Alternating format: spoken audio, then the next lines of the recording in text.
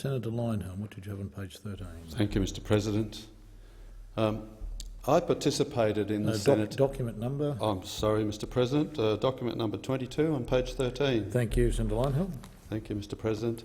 I participated in the Senate inquiry into illicit firearms and made a significant contribution to the majority report. I'm also one of Australia's 800,000 licensed firearm owners. I lead the Liberal Democrats, the only party in this place that without exception stands up for licensed firearm owners. I'm here to say, as plainly as I know how, that licensed firearm owners are not happy. We are not happy the government is proposing to impose yet more constraints on law-abiding sporting shooters. We are not happy this is being painted as an issue of national security. We are not happy that lever-action firearms, which have been in use in Australia for well over 100 years, are now being described as rapid-fire firearms. We are not happy the federal government has placed a ban on imports of lever-action shotguns with a capacity of more than 5 rounds, commonly known as the Adler ban, while it reviews the National Firearms Agreement.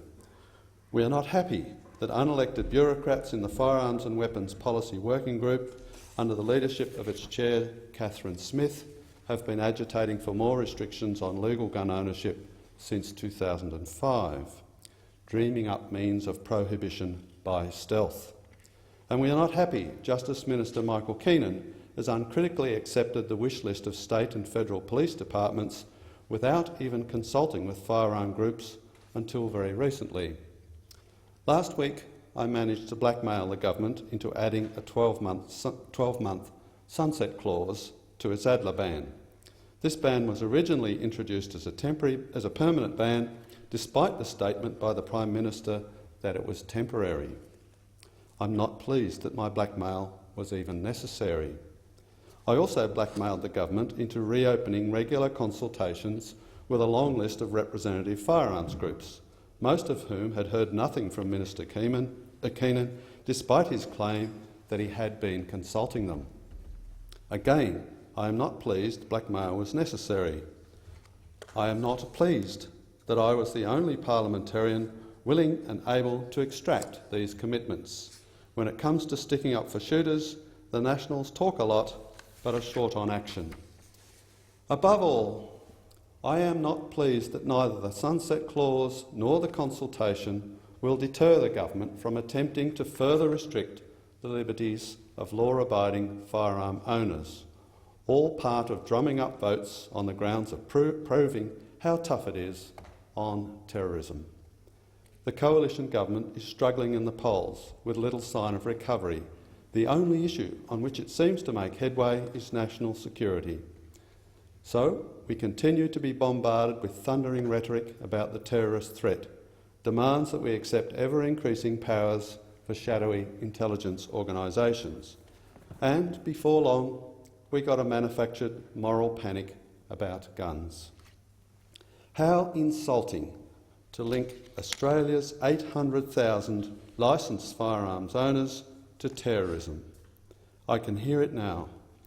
The government will refer to the lone gunman in Tunisia who shot tourists on a beach, for which Islamic State has claimed responsibility. They will say, just imagine if a lone terrorist with an Adler shotgun were to turn up on Bondi Beach.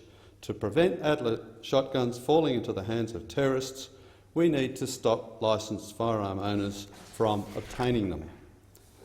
The government will claim this treatment of gun owners is called for by the inquiry into the Martin Place siege.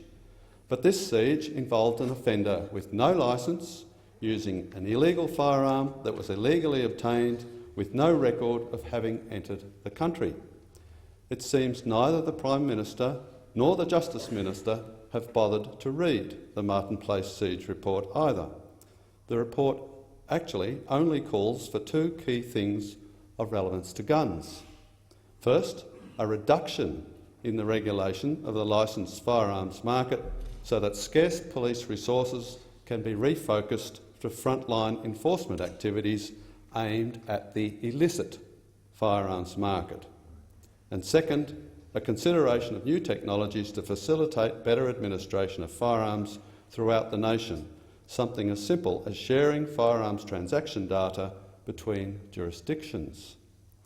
The Martin Place Siege Report contains no call for any further restrictions on lawful firearms ownership or for changes to how firearms are categorised. It also seems the Prime Minister and Justice Minister have not read the Senate inquiry report into illicit firearms. That inquiry heard from police that the firearm of choice for criminals is pistols. Rifles and shotguns are rarely used by criminals, and they are virtually never used for criminal purposes by licensed firearm owners. Nonetheless, it appears that Catherine Smith from the Attorney-General's Department is seeking legal advice on whether gradual prohibition via reclassification will allow the government to avoid having to compensate firearm owners whose property is rendered illegal and must be surrendered. This is an outrage. Why do the bureaucrats who work so hard to convince ministers to restrict legal gun ownership have such a striking inability to develop strategies for effectively addressing illicit use of firearms by criminals? There is significant international evidence about what works to disrupt illicit firearms use, and many practical strategies that could be implemented in Australia. Good, responsible policy making would reflect this. Yet we have never seen anything to this effect. The bureaucrats advising Keenan on firearms are out of their depth, incompetent, or so wedded to an anti-gun agenda that they care little about what will genuinely improve community safety. Linking plans to further restrict legal firearms ownership to terrorism is something even the Greens reject as outlandish. The government is intent on whipping people into such a state of fear about terrorism that bad decisions, which ultimately have nothing to do with terrorism and everything to do with poor opinion polls, can slip by unchallenged.